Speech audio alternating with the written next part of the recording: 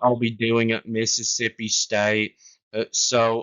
Mississippi State ranked at 26th in recruiting this year, and it's surprising that they did even that well, as bad as they were last year, and as horrible as they're going to be this year. So their new head coach, Jeff Levy, is a good offensive coordinator.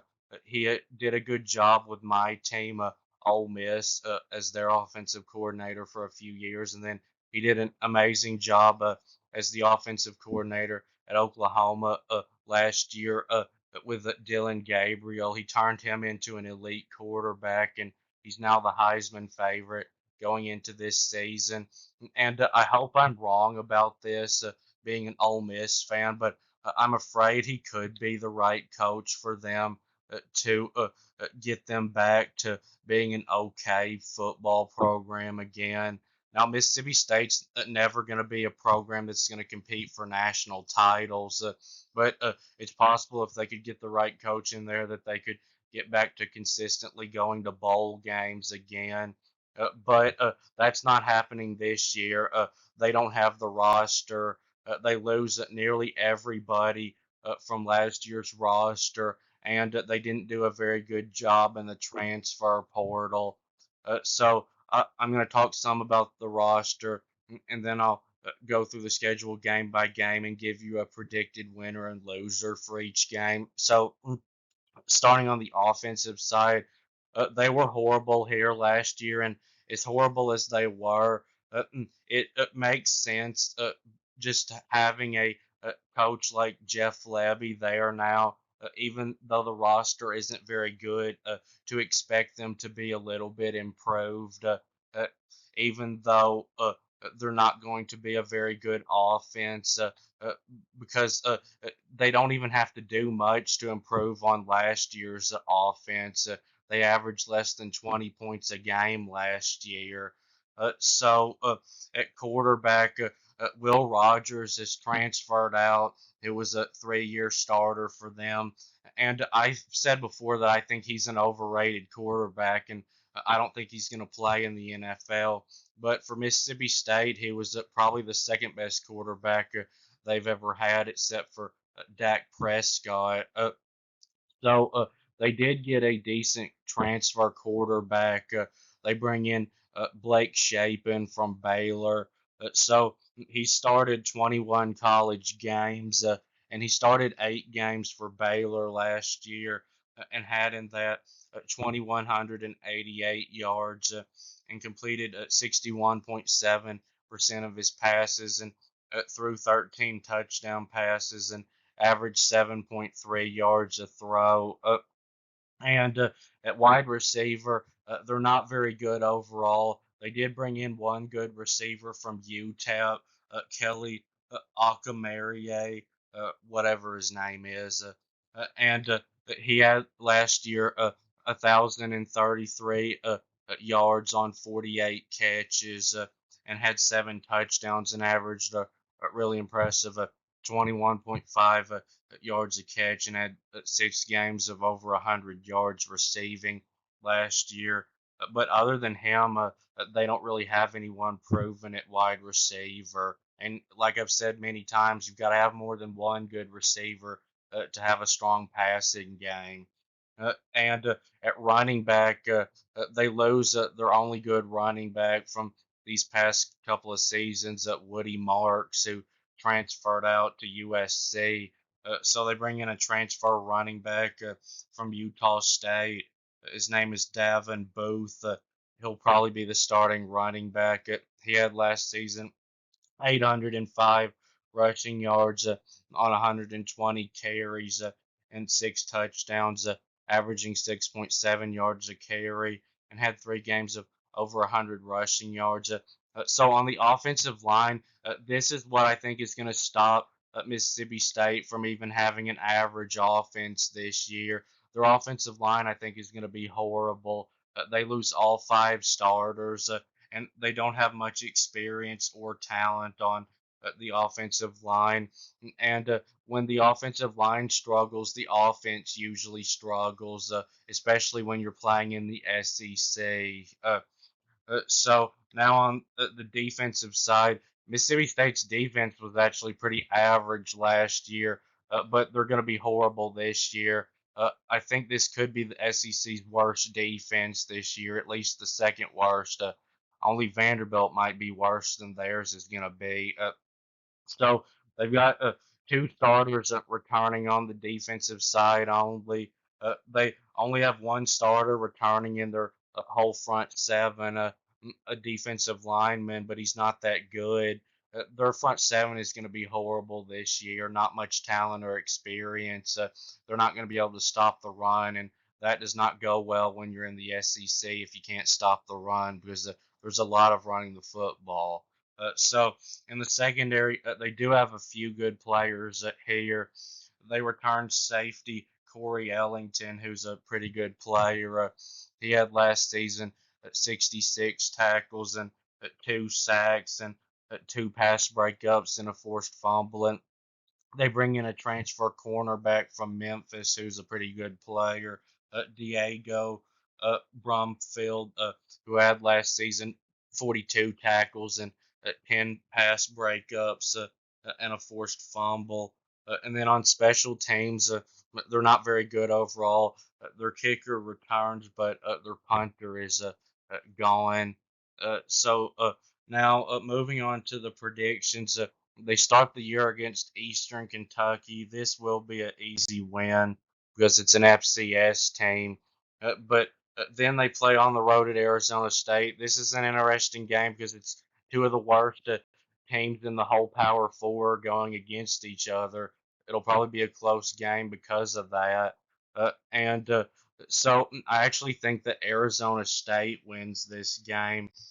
I've looked at both rosters, and Arizona State's roster, even though it's horrible too, it looks like they've got a little bit more talent than Mississippi State does, and the games at Arizona State. So then they play Toledo. So this is a game that Mississippi State could lose. Toledo is one of the better group of five teams, and they would probably beat Vanderbilt if they played them. And Mississippi State's not much better than Vanderbilt this year, I don't think. So I am going to pick Mississippi State to win this game, but I do think it's going to be close, and I would not be surprised at all if they lose this one. So then they play Florida at home. So Florida, I think, is terrible, but I don't think they're as bad as Mississippi State. I think they have enough to win this one, even on the road. Now, Mississippi State will have a chance in this game. They've got their stupid cowbells to help out with their home field advantage that get really loud. But Florida has got a good quarterback, and they've got more options at wide receiver, and they've got one really good running back. And their offensive line, even though it struggled last year, at least it's got a lot of experience. And their defense is going to struggle too, but they've got better players than Mississippi State has got. But this probably will be pretty close. So then they play on the road at Texas. This will be a bad blowout loss for Mississippi State. This will probably be a 40-something point loss. They will have no hope of stopping the Texas offense. Texas will score a whole lot of points on them, and they won't score much. Texas will dominate them at the line of scrimmage in this game. So then they take a week off and go on the road against Georgia. This will be the same thing. Another horrible, probably 40 something point blowout loss, probably like a 48-7 type of game. This game will be over after one quarter, and they'll be playing against Georgia's backups probably for the whole second half, and the same with the Texas game. Georgia has got a great quarterback, and they've got a much better wide receiver and running back unit, and they'll destroy Mississippi State at the line of scrimmage. And Mississippi State won't score much or be able to stop the Georgia offense. Georgia and Texas are going to be really good on both sides of the ball. So then they play Texas A&M at home. Those cowbells aren't going to be enough to win this one. Texas A&M, I think, will beat them pretty easily, even at Mississippi State. So Texas A&M is just so much more talented than Mississippi State is this year, and their coach Elko has got more experience than Levy does as a head coach, and new head coaches do a lot of times make some dumb coaching decisions during games, and Levy will probably do that this year some, being a first year head coach. Texas A&M's roster though is loaded. There's no hope at all in this game for Mississippi State, and then Arkansas at home. So this is one conference game that Mississippi State will have a pretty good chance to win.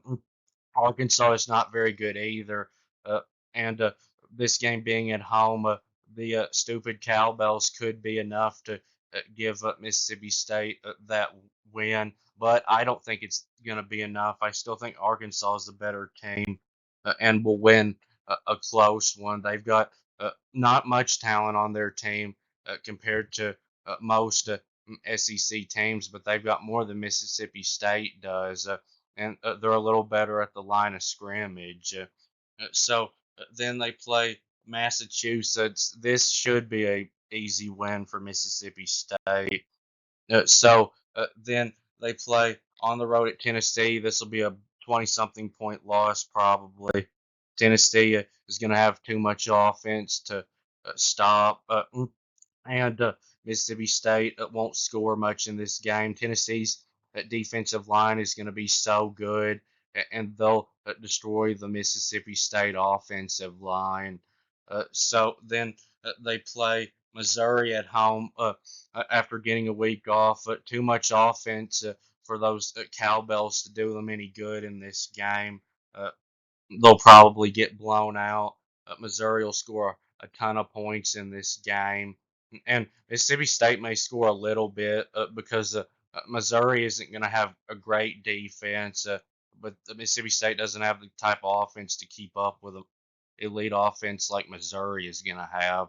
It's going to be very explosive. So then they end the season in the rivalry game on a Friday on the road at Ole Miss. This will be a for sure loss. If you compare rosters between Ole Miss and Mississippi State, there's no reason why Ole Miss shouldn't destroy them by 40 points. But I don't think they will just because of how this rivalry is. And there was no reason why Ole Miss shouldn't have beat Mississippi State by more than 10 points last year. But even though this is a big rivalry game to these teams, and even if Ole Miss plays at their worst game of the year in this game, they're still going to beat Mississippi State by at least 2 touchdowns. Ole Miss has passed them by a lot as a football program. This is the biggest difference I've ever seen between an Ole Miss and Mississippi State football team. So my final prediction for Mississippi State is 3-9 overall and 0-8 in the conference. I think their ceiling is 5-7, which they were last year. So I see 6 games on here where there's no chance for them to get a win, but I think it's possible that they could win two of Arizona State, Florida, and Arkansas. But I think they could also even do as bad as 2-10 and lose that Toledo game. But Mississippi State is the second worst at best team in the SEC this year. Only Vanderbilt is probably worse. But that will be it with this video. And please subscribe and thanks for watching. And hotty toddy.